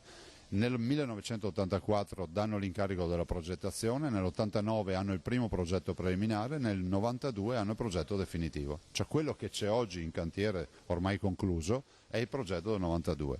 Detto questo, l'opera è un'opera dello Stato, non è opera nostra, se l'è sempre seguita lo Stato, i diversi governi, se l'è finanziata, ci sono circa 6 miliardi di finanziamenti. E voglio anche ricordare che al momento il Mose manca per il suo totale completamento, ma la parte fondamentale che è quella degli impianti di sollevamento e quindi della parte tecnologica manca ancora di un 7%, è realizzato il 93%. E noi speriamo che lo mettano in funzione il prima possibile. Allora qualcuno può dire ma perché lo sperate oggi, non lo speravate prima? L'abbiamo sperato anche prima, è che molto spesso qualche cittadino si preoccupa del problema quando ha l'acqua in casa. Ecco, io parlo di alluvione anche d'estate, ma nessuno gliene frega niente. E quindi basterebbe andare a farsi una ricerca su Google e si vedono tutte le mie posizioni su Mose o quelle del sindaco Brugnaro. Magari facendo anche la ricerca si vede che io ho sempre detto guardate che è un modello unico, questo Mose è stato realizzato con modellini di laboratorio, per cui si tratterà di capire anche se funziona quando verrà messo in funzione. E se funziona vi ricordo anche che avrà il problema che costerà circa 80-100 milioni di euro all'anno, ma questa è roba che l'abbiamo detta 100.000 volte, sembra che in queste ore tutti si siano risvegliati e purtroppo pochissimi dichiarano di saper tanto di Mose, ma dalle dichiarazioni che fanno veramente qualche imbarazzo viene. Ci faccia un esempio a questo punto. Ma ad esempio chi sostiene magari anche nella rete, nei social, che l'opera realizzata dalla regione non è vero. Chi sostiene ad esempio che quest'opera è comunque controllata e vigilata dal comune o dalla regione non è assolutamente vero. Ma non lo dico perché c'è l'acqua alta e c'è bisogno di avere un alibi, lo dico perché se tu hai una gamba rotta e vai in pediatria o vai in cardiologia in un ospedale ti dico guarda, hai sbagliato il reparto, beh c'è qualcuno che ha sbagliato il reparto, se volete aggiustarvi la gamba dovete andare al reparto giusto. Il Patriarca ha detto anche ai nostri microfoni che c'è molta disperazione tra i veneziani e non solo. A questa disperazione cosa si può dire, come si può rispondere operativamente nei prossimi giorni? Ma guardi, la disperazione che io capisco, che ho visto in 10.040 famiglie e imprese alluvionate nel 2010 in 235 comuni, l'ho vista a Roccapiedra, l'ho vista ad Alleghe, l'ho vista in Val Visdende, l'ho visto crollare case, l'ho vista nella provincia di Rovigo con il terremoto. È una disperazione comprensibile, l'unica soluzione è ripartire, avere finanziamenti da Roma, dal governo e partire subito con il ruolo commissariale. Dico anche che il ruolo commissariale spetta alla Regione, ma ho chiesto formalmente al Presidente del Consiglio, quindi ho già inviato le carte, affinché venga affidato per la città di Venezia direttamente al Sindaco, così evitiamo anche che ci siano troppi passamani di carte, perché mi metto anche nei panni dei cittadini che si trovano un solo interlocutore invece che trovarsene due. Non ha senso trovarsi il Sindaco e il Presidente di Regione regione, con il sindaco discutono sia le partite del comune che quelle del commissariamento per l'alluvione, e quindi con anche le disponibilità finanziarie. Ecco, la campagna elettorale è imminente, c'è il rischio di strumentalizzazione? Ma mi sembra evidente, basterebbe vedere quanto la si sta strumentalizzando. Ormai è un problema, se vai a vedere l'acqua e la marea e i danni è perché vai a vedere e ti fai le foto, no? Se non ci vai è perché non ci sei andato, non saprei, nel senso che io ci vado perché è il mio ruolo andarci e voglio essere vicino ai cittadini, e peraltro i cittadini dimostrano sempre il loro calore, però è pur vero che in questo paese, se vogliamo crescere, bisogna che finisca l'odio sociale e si guardi tutti nella stessa direzione. Lei dove va adesso, dove è diretto? Ma guardi, sempre fuori, qui siamo in sede della regione, l'acqua la vedete la devastazione, qui un'ora fa c'era 1 metro d'acqua, adesso si è asciugato il pavimento, perché funziona così qui a Venezia, però non eravamo abituati a queste mareggiate. Puoi passare l'auricolare al andrò anche in giro Presidente? per il territorio veneto a vedere altri danni. Dimmi Ferdinando. Solo se puoi passare l'auricolare al Presidente, visto che non si sottrae dalle polemiche. Sì, certo. Grazie. Allora, Presidente, l'ultima davvero, perché lei è uno che non si sottrae alle polemiche e chiarisce il più delle volte. La spiego io come l'ho capita. Di fatto è andato a prendere Salvini ieri sera. No. Bologna. Assolutamente. Perché lo dice? Per Bologna, perché dico... Ah no, ma io sì so. Guardi, guardi, la mia maggioranza ha votato il bilancio e ce lo siamo votati come al solito, non abbiamo chiesto voti ad altri. È un bilancio presentato che è operativo, pensi che ci sono 700-800 mila euro solo per la partita della Basilica, piuttosto che altre misure per il dissesto idrogeologico e altre partite per i ponti, per le strade, insomma tutto. Siamo ancora una regione tax free grazie a questo bilancio. L'opposizione fa il suo ruolo, che è quello di fare cattone al censore. Apriti cielo, perché io ieri sera sono andato a Bologna a fare un intervento a sostegno della nostra candidata Lucia Borgonzoni. Guardi, agli atti potete controllare, sono salito sul palco alle 22:18. Il bilancio della regione è stato votato un'ora prima, allora non so di cosa stiamo parlando, se volessimo parlare solo di orari. E comunque la maggioranza c'era e si è votata il bilancio, perché se non c'era la maggioranza, la mia maggioranza, il bilancio non lo votavano di certo le opposizioni. Infatti, chiarissimo Presidente, ma grazie, perché era una cosa di cui si parlava. Grazie a voi. Grazie davvero a Luca Zaia, grazie, guardi, buon lavoro. Sono altri problemi che... Scusi, sì. mi interessano altri problemi, che sono quelli dell'acqua alta, non sta a perdere tempo con sta gente, grazie. Grazie Presidente, grazie. Allora, buona giornata e buon lavoro. Grazie, così rispondiamo anche alle polemiche per quanto riguarda, insomma, di fatto 22:18 è stato sul palco qualche minuto per ritornare poi ad affrontare l'emergenza, portando qua anche Matteo Salvini. Voi dite non ha una rappresentanza di governo, ma insomma è importante che tutti vedano e realizzino concretamente quello che è successo. Poi c'è la proposta di 100 milioni in manovra per quanto riguarda l'iniziativa proprio della Lega. Allora Cristian, dove vai adesso? Ma guarda, adesso stavo osservando che qua sono in corso le opere di sanificazione di tutto il piano terra. I lavori sono in corso, ci sono diverse persone che molto operativamente stanno cercando di mettere a posto un po' la situazione. Ieri, parlando con il Presidente del Consiglio regionale Roberto Ciambetti, che appunto si è riunito con l'Assemblea al Sant'Artemio di Treviso, abbiamo parlato anche della tempistica per i lavori al Consiglio regionale del Veneto, perché Palazzo Ferrofini è stato profondamente ferito, soprattutto nel piano terra, dove si trova l'aula consigliare, dove si trova la buvette e gli uffici di rappresentanza. Ciambetti ci diceva che servirà un po' di tempo per una sanificazione completa dei locali, però appunto l'urgenza che consisteva nell'approvare la legge finanziaria per il 2020 è stata in qualche modo superata con il voto finale ieri sera verso le 9:20, come ci diceva lo stesso governatore Zaia al Sant'Artemio. Perdonami, dobbiamo volare da Ilaria, allora facci sapere dopo dove ti sposti e continuiamo a seguirti. Mandiamo da Ilaria in barca, perché ancora con Luca, che ricordo ci sta portando in giro, aiutandoci. Intanto, se volete, dal monitor facciamo vedere ancora le immagini che Lorenzo Maier ci ha inviato da Pellestrina. Chiudiamo il collegamento con Cristian Arboit e Paola Barbato e andiamo subito da Ilaria Marchiori, Paolo Bottero. appena possibile. Ancora le ultime immagini, sentiamo pure l'audio ragazzi di Pellestrina con il nostro Lorenzo Maier ci fa vedere e qui è molto chiaro ancora come immagini fresche, cioè di poco fa, guardate com'è ancora la situazione. Comunque l'acqua, lo vedete, supera la riva, non allaga più, superando il murazzo, vedete il muro, l'interno. È arrivata Ilaria, è questa? Allora adesso se volete, se è già collegata la sentiamo, Sì, siamo collegati. Ok, vai, Mi sentite? Siete approdati? Allora Ferdinando, non siamo arrivati fino, o meglio ci siamo arrivati ma siamo dovuti tornare indietro perché siamo stati colpiti da una vera e propria bomba d'acqua, si faticava a proseguire, vi assicuro che il motoscafo si muoveva non poco. Vi voglio far vedere una cosa però, Luca gentilmente ci sta facendo vedere come le imbarcazioni non possono passare sotto, no, questi ponticelli proprio per il livello elevato dell'acqua. Vedete dalle immagini? Sì, molto bene. E questa cosa, mi diceva Luca, comporta anche un pericolo, perché? Perché se non passiamo noi con i taxi, magari non passano anche i trasportatori o le gondole, purtroppo non passa neanche l'ambulanza e i vigili del fuoco, quindi è una situazione... Quindi se succede un incendio la situazione da gestire è difficilissima. Succede con l'acqua alta evidentemente adesso, ma può succedere anche all'inverso quando c'è l'acqua troppo bassa che non permette all'ambulanza o ai vigili del fuoco di arrivare, quindi sono situazioni pericolose. Ecco, vedete l'ambulanza che deve fermarsi qui perché sotto il ponte ovviamente non ci passa. Quindi l'ambulanza si deve fermare qui e se c'è qualcuno che sta male, sì, eccola lì, la vedete?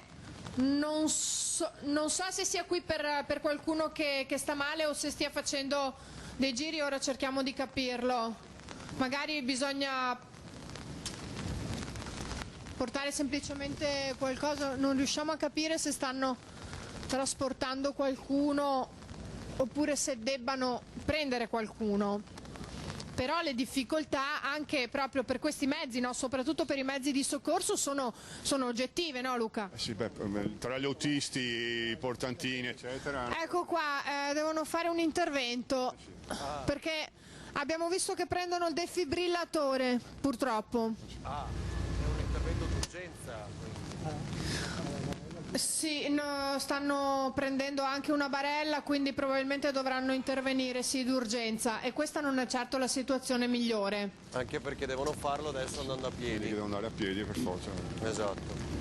Certo, e vi ripeto che sta piovendo veramente forte. Noi dobbiamo spostarci perché non possiamo stare qui fermi, naturalmente. Immaginate anche questo, cioè poco fa Luca Zaia giustamente ci diceva come si debbano documentare tutti i danni, ma come si fa quando i telefonini sono spenti da giorni, forse da ore, perché non c'è la luce elettrica, anche a Pellestrina non possono caricare i telefonini, nulla, e non possono documentare tutto quello che accade. Restiamo con le immagini, vai Ilaria.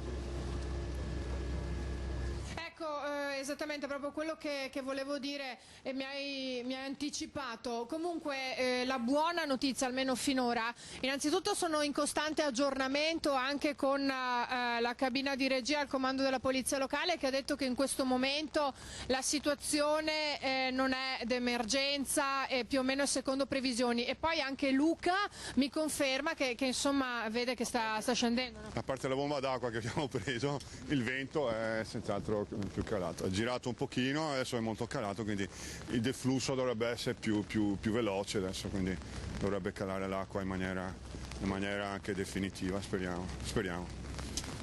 Abbiamo visto anche lì quando ci siamo fermati, no? dalle bricole che si vedevano. Ma hai visto che è successo? In 2 minuti abbiamo preso una bomba d'acqua, avevamo anche difficoltà a avere visuale, per fortuna non c'erano altri mezzi. Questa è la laguna, purtroppo è così. Ecco, avete sentito, questa è la laguna, purtroppo è così. Questa è la laguna, purtroppo è così. Vi ripeto questa frase perché non c'è frase più vera, Luca. La laguna è imprevedibile.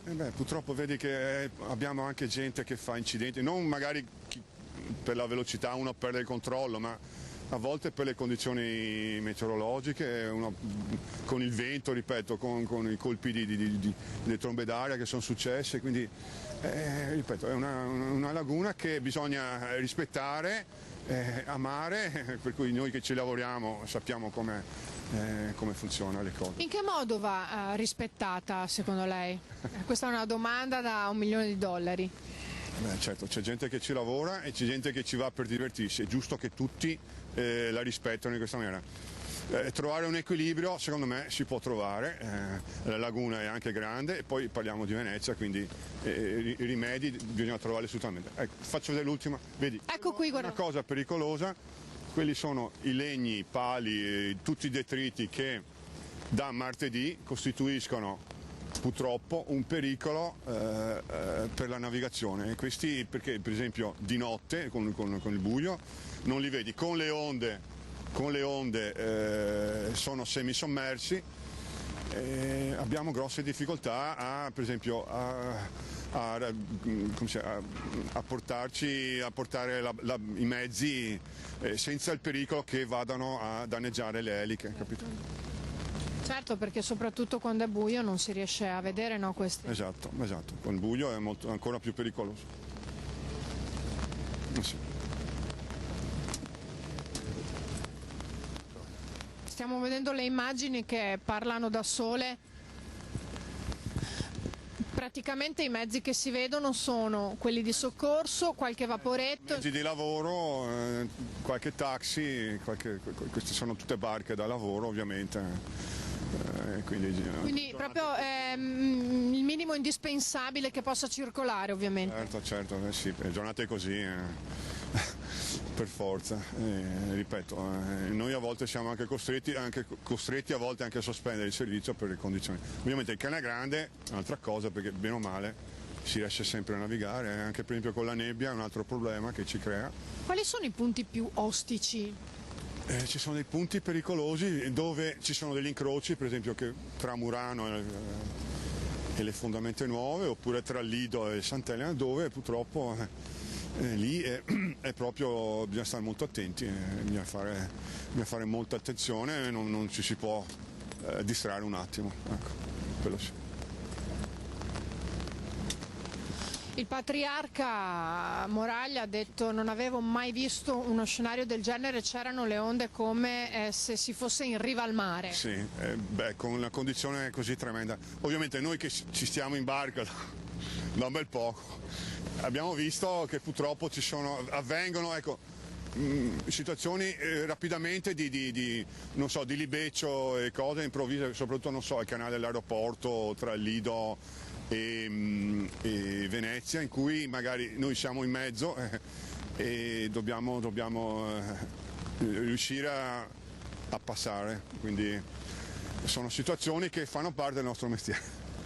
Ecco, invece vediamo insomma che ci sono i turisti, per i turisti è una specie di evento, di folcloristico, perché comunque fanno selfie, filmano tutto, girano video, si fanno fotografie, eppure questa invece per la città... La showbiz è un'altra cosa, beh, certo, ovviamente vedono l'acqua alta, è come tanta gente che viene qui e si diverte perché pensa che sia un po' una Disney. Per carità, è una città, ripeto, da rispettare, da amare di più.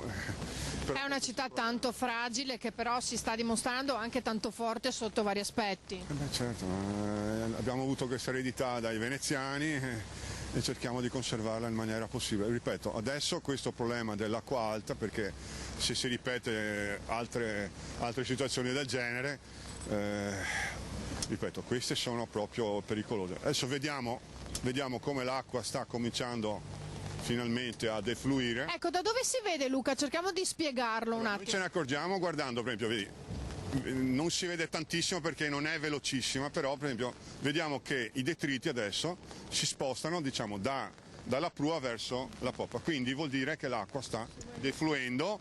Vedi, noi siamo fermi, adesso noi siamo fermi, si può vedere anche la velocità con cui defluisce. Quindi dalla velocità con cui si muovono i detriti si esatto, capisce? La velocità della corrente. Vedete come si sta spostando anche velocemente.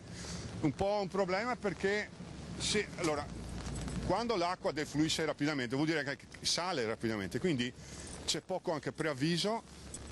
Quando ci sono situazioni del genere l'acqua cresce più velocemente. L'abbiamo visto martedì. Questo è il dramma che sta succedendo adesso, che magari negli anni scorsi succedeva, però adesso l'acqua sale più rapidamente, almeno come mi ricordo io. Mentre oggi sta scendendo più lentamente. Adesso sta cominciando a scendere perché il vento è calato, quindi sta defluendo, è un bel po' che sono ore che dovrebbe calare, però ecco qua si vede un po' meglio. Vedi? Ecco. Vedi, come, vedi la corrente cosa sta facendo? La vedi? Ecco, qua si vede. Mi spiegavi prima, Luca, che si capisce dal contorno, no? Sì. Come si capisce? Proviamo a spiegarlo. Sta facendo, vedi proprio la corrente che sta andando, adesso sta defluendo, sta andando verso la poppa della barca, si vede proprio che lascia una scia, la vedi?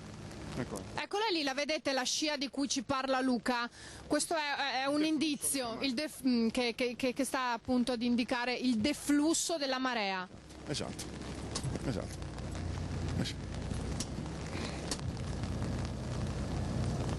Certo. Però ripeto, è un problema quando defluisce velocemente, però anche sale rapidamente, quindi sono un po'. Certo, perché è anche imprevedibile da prevedere, no? Sì, si fanno delle situazioni. Sì. Ma non ho capito, quindi adesso che c'è meno corrente, dice Luca, vuol dire che sta iniziando a scendere? Giusto per chiudere il cerchio su quella spiegazione che è molto interessante. Sì. Allora mi chiede, adesso che c'è meno corrente significa che sta scendendo? No, adesso non è che c'è meno corrente, c'è la corrente perché sta cominciando finalmente a defluire in maniera buona. Cioè, la corrente è la dimostrazione che inizia a defluire praticamente. Rapidamente, esatto. Ecco qui, ci siamo spiegati, sì. Quando si vede la corrente, infatti si vedevano i detriti muoversi, è l'indicazione che l'acqua sta iniziando a scendere. A defluire. Esatto, mentre prima con la situazione di vento che in qualche maniera bloccava il deflusso, la marea rimaneva alta, quindi adesso per fortuna sta defluendo abbastanza discretamente. Siamo riusciti a spiegarci, a farci capire. Esatto.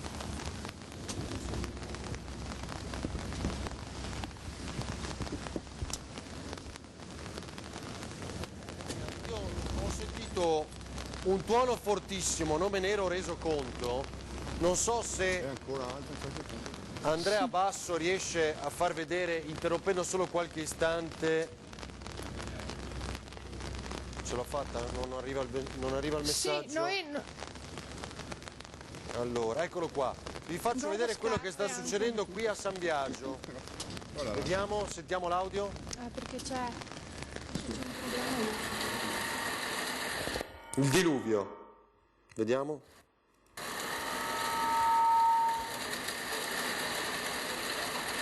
Qui all'esterno della redazione di Antenna 3, adesso è arrivato anche il direttore Luigi Bacialli e sarà con noi in diretta dopo il reportage di questa mattina. Allora, Ilaria, torniamo pure da te, adesso dove state andando? Ripeto, sì. Adesso stiamo cercando, adesso stiamo tornando... Sì, adesso stiamo tornando, andiamo attraverso Rio Novo. Ma non più direzione Lido? Vi facciamo vedere. No, siamo dovuti tornare indietro perché siamo stati colpiti da una bomba d'acqua, siamo arrivati ma siamo dovuti tornare indietro perché non era possibile procedere, ci hanno bloccati proprio. Era troppo, l'acqua che stava scendendo era troppo forte, c'erano le onde di cui abbiamo sentito parlare martedì sera. Adesso Luca dove ci troviamo? Siamo in Rio Nuovo, qua siamo di fronte alla stazione dei Vigili del Fuoco e torniamo pian pianino verso Piazzale Roma, così. Ripeto, adesso si può vedere che ci sono mai zone che sono riuscite l'acqua è riuscita a defluire, vedi che però qua il problema adesso è la pioggia che è battente, ne abbiamo trovata prima adesso bene o male sono le zone più alte sono, diciamo, adesso la gente deve ripararsi dei danni. Ecco qui, intanto vediamo, ecco guardate questa immagine, l'acqua che viene, nonostante sia stata messa la protezione, l'acqua è entrata in questo negozio. Com'è la situazione?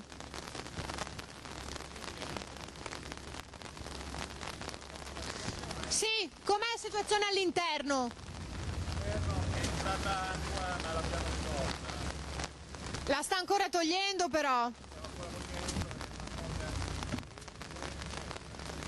Tanti danni? Ecco, avete sentito, non grandi ma danni. Grazie a lei stanno lavorando tutti quanti. L'acqua è entrata, dice non tantissima, però è entrata perché abbiamo visto che la stava eliminando con una paletta da casa. Adesso vediamo i danni di oggi.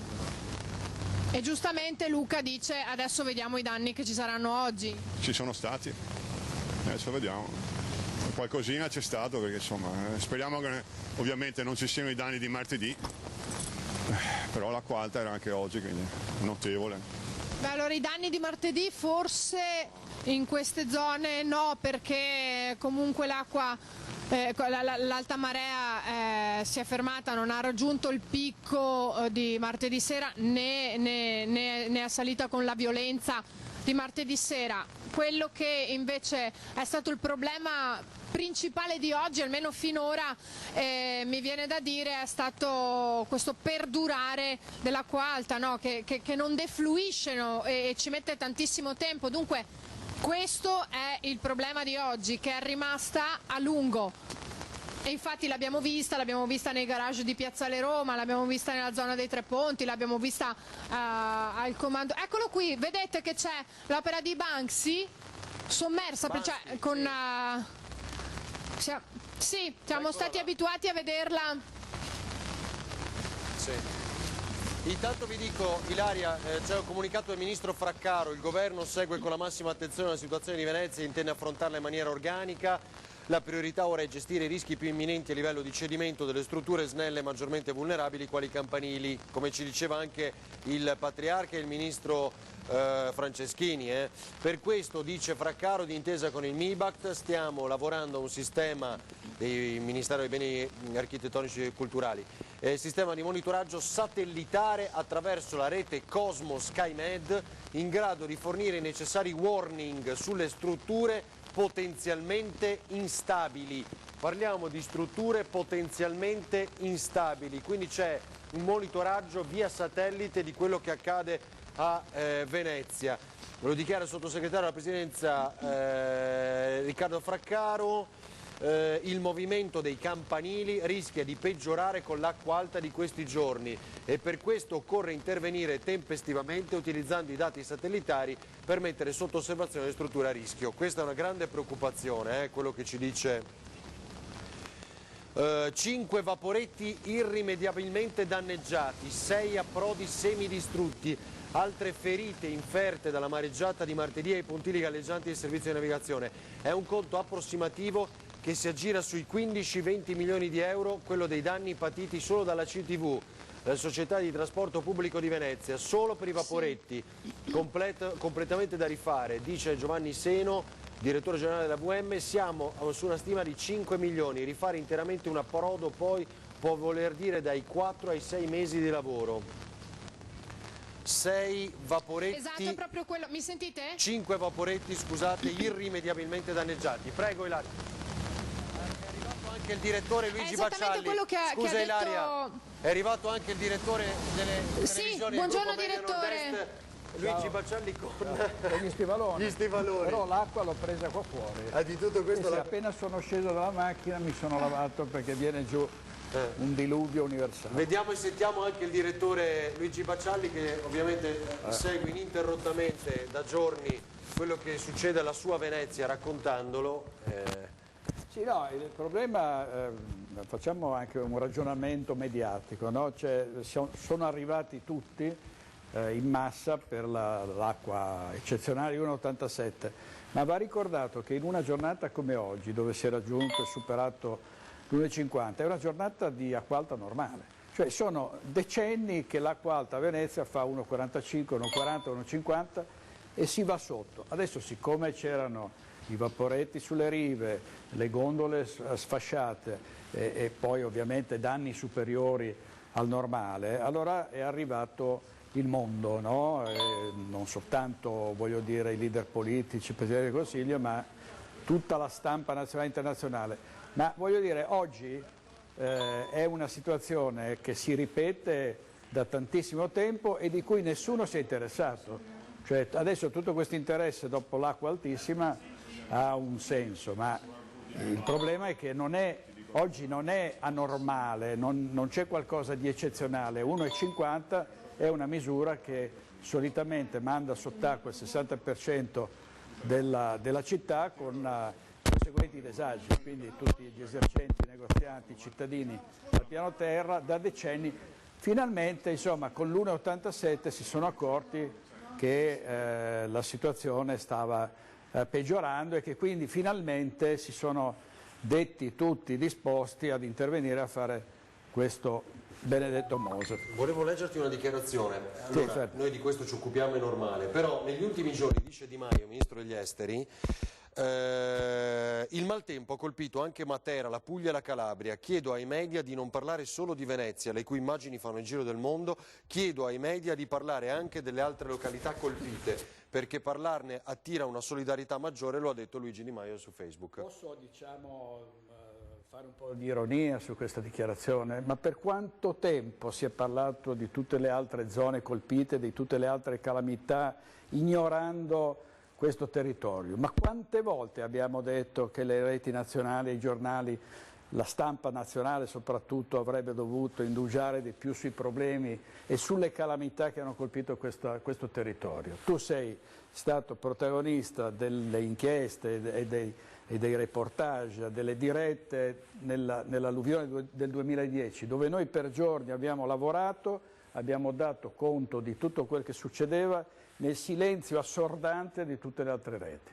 E adesso vengono a dire a noi che dovremmo parlare più noi e non solo di Venezia, ma ti rendi conto? È abbastanza paradossale, no?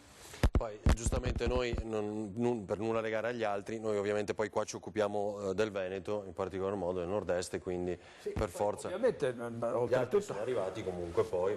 Ma noi giustamente ci occupiamo del Veneto, ma poi quando facciamo i talk parliamo sempre degli altri, perché se c'è il disastro in Calabria e in Sicilia un riferimento lo facciamo, ma da altre parti questa attenzione non c'è mai stata, no?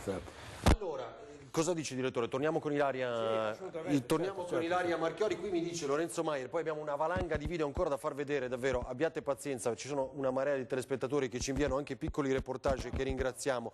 Uno ha sbattuto con la testa contro un ponte per l'acqua alta, è quello che ci mostrava poco fa molto bene Ilaria Marchiori con Luca. Baccialli, vai, diglielo a questi, scrivono la reazione subito alla dichiarazione del direttore poco fa. Ecco Pellestrina dopo 24 ore dalla prima ondata, queste sono alcune immagini che ci inviano i telespettatori, li ringraziamo. Vediamo se riesco a tornare indietro. Allora, per farvi vedere, Franci, non riesco più a trovare quell'altro reportage del nostro Marco Molin da Burano. Qui c'è Roberto ancora che ci fa vedere invece Burano, che ha documentato molto bene in queste ore ancora il suo racconto. Questa è una parte che non avevamo visto e poi torniamo da Ilaria.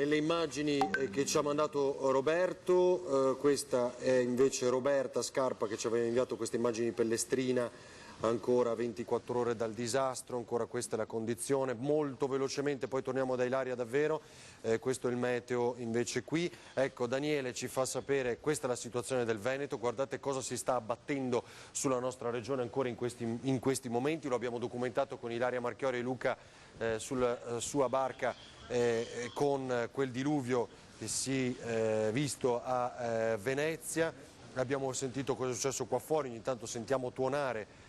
C'è una polemica su Massimo Cacciari, io non so dirvi adesso purtroppo essendo in onda se davvero sia accaduto questo. Pellestrina, ancora nel video di Lorenzo Maier, poco fa, questa è la condizione di Pellestrina. Scusate, sta crescendo, la gente come vedete è tutta sulla riva per scrutare la situazione e ognuno dice la solita cosa, speriamo nel vento, speriamo nel vento. L'acqua è cresciuta ancora, come vedete, come state vedendo. La gente è molto preoccupata perché adesso in questo momento ha girato il vento è da scirocco e la gente è ancora preoccupata. In funzione ci sono solo le pompe, quelle manuali, ma la gente, come ripeto, è preoccupatissima perché il vento ha girato e di scirocco. Sentiamo un attimo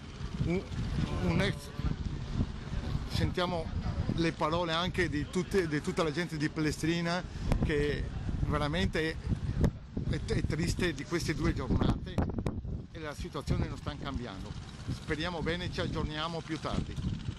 Allora, ecco, è così, grazie ancora a Lorenzo Maier che ci invia tutti questi aggiornamenti. Pescatori preoccupati, cosa dice? Pescatori di Caorle e Chioggia sono molto preoccupati per la situazione che si sta creando in mare, lo rileva Gianni Stival, presidente del Consorzio di Gestione Vongole, il quale sottolinea che sono già stati avvistati una grande quantità di alberi e detriti in mare, l'abbiamo visto in diretta con Ilaria Marchiori, vista l'esperienza di ottobre 2018 temiamo che questi eventi calamitosi ci portino nuovamente ad assistere inermi ad una situazione di moria per quanto riguarda le nostre vongole, anche questo è importante. Prima di tornare da Ilaria ancora, direttore, ti volevo chiedere, poco fa abbiamo sentito più volte il governatore Luca Zaia e un dato importante che abbiamo scoperto in diretta dal ministro Franceschini che oggi pomeriggio, e attendiamo l'ufficialità anche per comunicarlo, sarà reso noto il numero di SMS solidale. Certo, tutto quello che si sta facendo per aiutare la popolazione in particolare, poi ovviamente tutte quelle strutture danneggiate come la Querini Stampaglia, abbiamo visto ieri la direttrice sui nostri telegiornali lamentarsi dei danni subiti, abbiamo sentito Ortombina, credo che ne abbiate parlato anche stamattina, della Fenice, che ha parlato di questa cascata che è entrata proprio nella stanza sotterranea di 300 metri quadri in cui ci sono tutti gli impianti elettrici. Uno lì si chiede, ma gli impianti elettrici è bene che siano in una piscina sotto proprio il teatro, ma d'altra parte il fatto che sia entrata acqua è dovuta all'eccezionalità del livello dell'1,87, diciamo, di altissima tecnologia dopo gli incendi, no? Sofisticatissimo, e tra l'altro adesso la Fenice dovrà andare a provare al Sant'Artemio, anzi no, non al Sant'Artemio, al Teatro Comunale di Treviso, perché vogliono comunque fare la prima che è prevista per il 29 novembre e quindi faranno di tutto per essere pronti, sempre che il teatro possa funzionare, perché sono saltati tutti gli impianti, cioè le luci, tutte le apparecchiature che servono anche a mandare in scena la lirica o gli spettacoli, per cui è davvero una situazione che stanno cercando di risolvere, ma se ci riescono sarà un miracolo, no? Allora, Ilaria, sei collegata ancora con noi, no? Ti vediamo, dove siete adesso? Sì, siamo ancora qui, purtroppo siamo dovuti scendere perché Luca ovviamente deve lavorare, doveva andarsene e ci ha lasciati proprio dove siamo saliti. Tra l'altro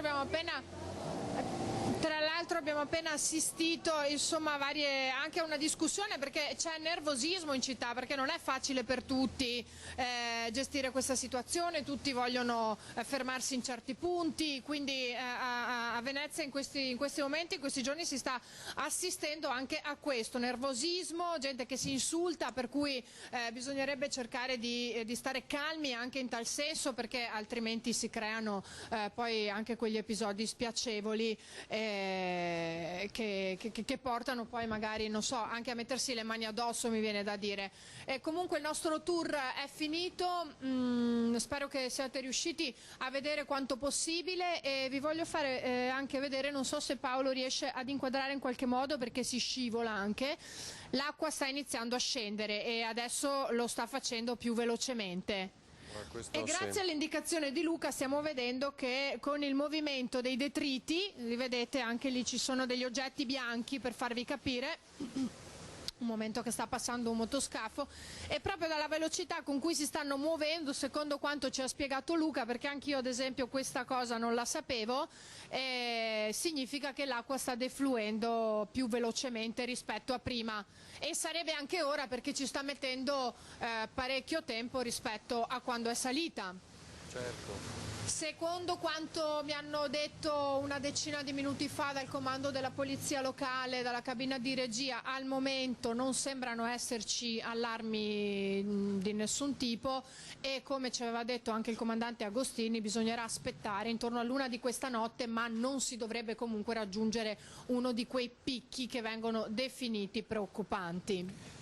Allora Ilaria, adesso dove vi sposterete? Intanto ci segnalano sempre la pagina Facebook di Antena 3 come ci siano problemi all'isola di Pellestrina con i telefonini, sia TIM, Vodafone, dobbiamo comunicare con parenti e altri, potete far pervenire, immagino, l'appello alle compagnie telefoniche, grazie infinite. Aldo, certo, ci faccia sapere anche qual è la situazione, se vuole dirci qualcosa di più. Aldo, noi riportiamo questo, è vero che abbiamo detto anche come ci sia la difficoltà per esempio di caricare i telefonini, poi mi fanno sapere, arrabbiatissimi per le parole di Di Maio che ha commentato poco fa anche il nostro direttore Luigi Bacialli, stanno chiamando in tanti in redazione. Allora, vediamo poi ancora, questo Fabrizio ci manda un video, dovete dirci però aiutandoci dov'è, perché ne riceviamo talmente tanti.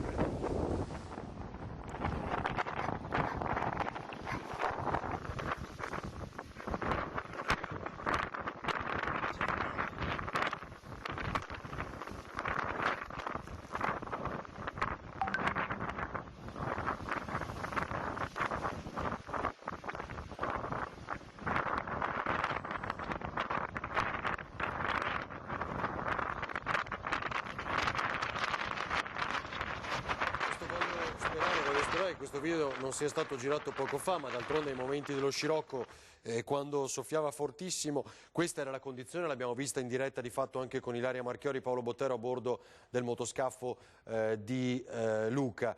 Allora, in Veneto temporaneamente chiusa la strada statale 51 Alemagna, tratto montano compreso tra i 105 e i 118. Cimabanche, divieto di transito causa maltempo, caduta alberi sul proseguimento oltre confine regionale in Trentino Alto Adige, quindi statale Alemagna, Cimabanche chiuso. Direttore, ti faccio vedere anche un video che abbiamo ricevuto durante la diretta che riguarda la neve, perché di fatto continua a nevicare, questa è Cortina d'Ampezzo per esempio, quindi è un dato da analizzare anche questo. Assolutamente, tra l'altro ci sono grossi problemi, l'avrete già detto, per la viabilità, e non si riesce a raggiungere da Cortina d'Ampezzo Dobbiaco, nel senso che l'Alemagna è chiusa e quindi è un bel disagio per chi doveva andare in Valpusteria sepolta sotto la neve. E per quanto riguarda Di Maio, devo dire, è abbastanza sconcertante la dichiarazione che ha fatto su Salvini, se non altro perché dopo la tempesta Vaia Di Maio era venuto qui nel Bellunese e si poteva anche allora dire che si fosse trattato di propaganda politica. È venuto Di Maio, è venuto anche l'attuale ministro Federico D'Incà, che all'epoca non era ministro ma che era comunque ricopriva un ruolo preminente nel Movimento 5 Stelle, I politici vanno sempre in qualche modo, si spera in buona fede, per dare un vero conforto alle popolazioni, e poi le cosiddette passerelle non sono una novità, ne abbiamo visti tanti, per esempio di ministri allo sviluppo economico sfilare a Porto Marghera sostenendo che il polo della chimica sarebbe stato salvato. Non è stato salvato e peraltro la chimica non è stata riconvertita, per cui anche lì tutte le parole che erano state dette da esponenti di quasi tutti i partiti, tutti i ministri che si sono avvicendati qui per la chimica Marghera o per la legge obiettivo di Venezia, poi alla fine non hanno fatto seguire i fatti alle parole. Quindi devo dire, queste critiche incrociate sono abbastanza stucchevoli, perché se sbaglia Salvini a venire a Venezia, allora ha sbagliato anche Berlusconi, ma ha sbagliato anche Di Maio, ha sbagliato Renzi quando è venuto ad abbracciare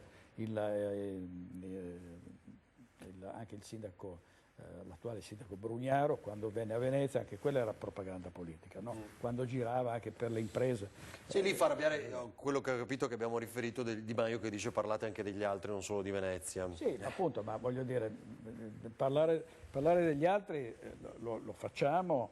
Ovviamente noi siamo una televisione, siamo una rete di televisioni locali nel nord-est, e quindi di questo parliamo, no? Non è... Ma credo che la dichiarazione più così, diciamo, più rilevante è quella in cui dice che Salvini è venuto a fare propaganda, insomma. Cioè, voglio dire, tutti, e allora anche tutti gli altri, insomma, no? Purtroppo è così, cioè il vero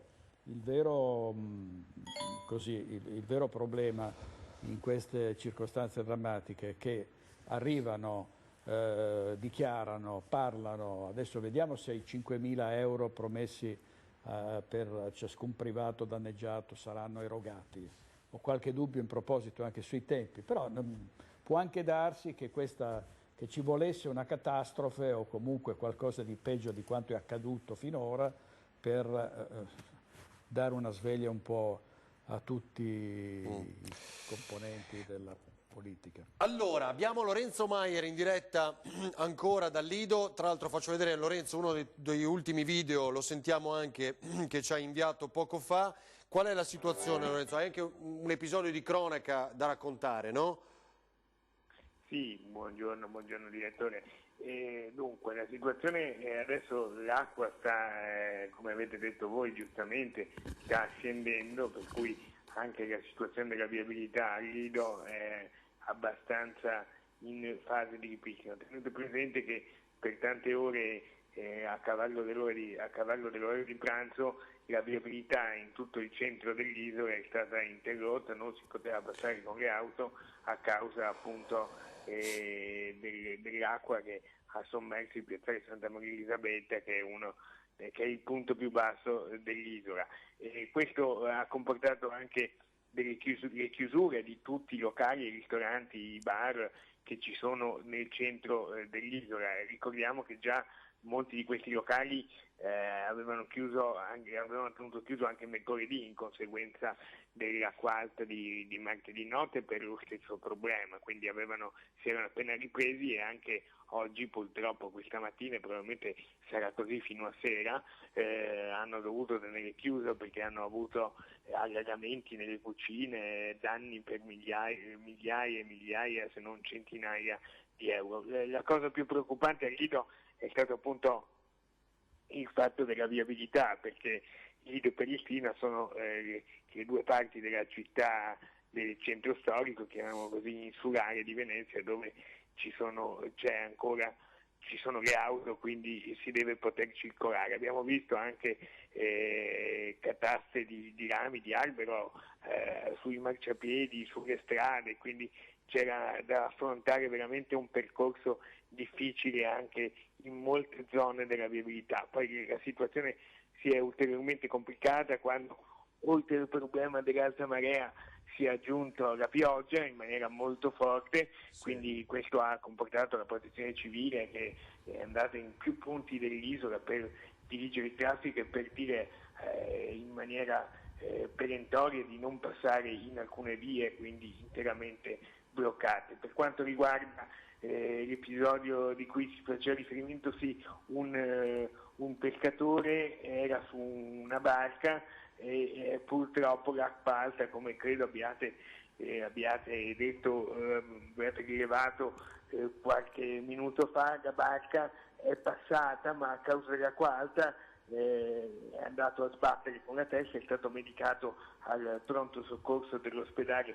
dei Santi Giovanni e Paolo ed ha tuttora una bardatura in testa molto evidente perché è stato medicato con dei punti di sutura.